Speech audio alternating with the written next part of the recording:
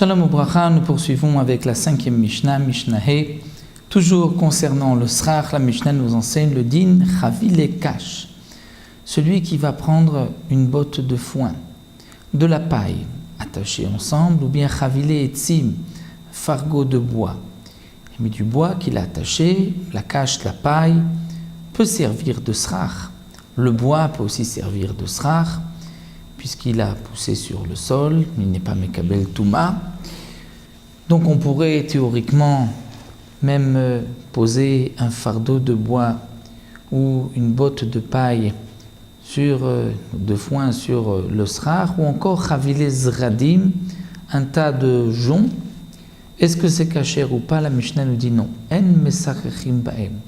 On ne pourra pas l'utiliser comme srach. Pourquoi? Après tout, ça a poussé sur le sol, ce n'est pas Mekabel Touma, ça ne va devenir impur.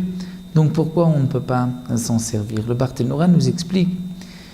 En vérité, c'est vrai que c'est un srach kasher, mais parfois un homme peut revenir du champ avec une botte de foin sur le dos. Il va poser ce foin sur le toit de sa souka. Pas dans un esprit de srach, mais peut-être pour le laisser sécher. Et ensuite, il va changer d'avis, il va dire, puisque c'est déjà là, je le sais, je le laisse, ça me servira de srach. Et dans ce cas-là, la souka sera kshira, par le principe que nous avons vu plus haut, ta'ase velo mina asui. Il faut faire le srach, il faut poser quelque chose en tant que srach. Mais si on a posé du foin, de la paille, du bois, des joncs pour les faire sécher sur le toit, et qu'ensuite on a décidé de les laisser comme srach pour qu'ils servent de feuillage pour notre souka, dans ce cas-là, la souka n'est pas cachée, puisque ta'ase velo mina asui, tu dois faire et pas de ce qui a été fait.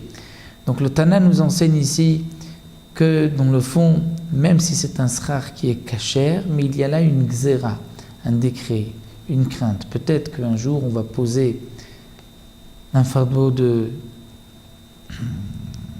bois ou une botte de foin sur le srach pour le laisser sécher et qu'ensuite on le laissera en tant que srach.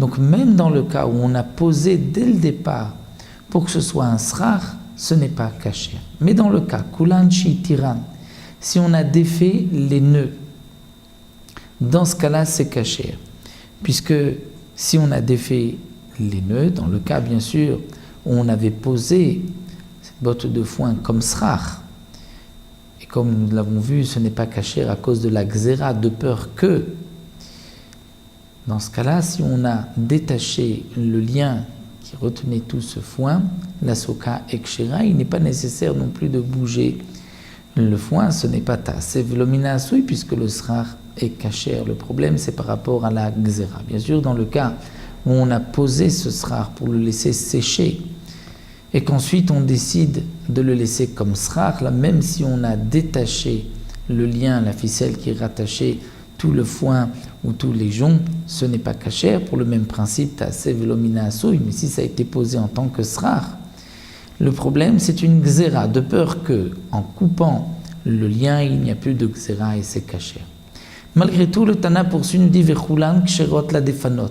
Tout ce que nous avons vu est kasher pour les defanot, pour les parois, même si ce n'est pas kasher pour le srach, mais pour les parois, pour les 3 defanot de notre souka, les murs de la souka, c'est kasher. On peut me mettre botte de foin ou du bois attaché, des roseaux attachés, il n'y a aucun problème pour les defanot. Donc ça c'est ce que nous avons vu dans cette Mishnah. Nous verrons dans la 6e Mishnah, est-ce qu'on peut mettre sur le srach, à la place du srach, dire sur le toit de la souka comme srach, des planches? Ça nous le verrons dans la 6e Mishnah.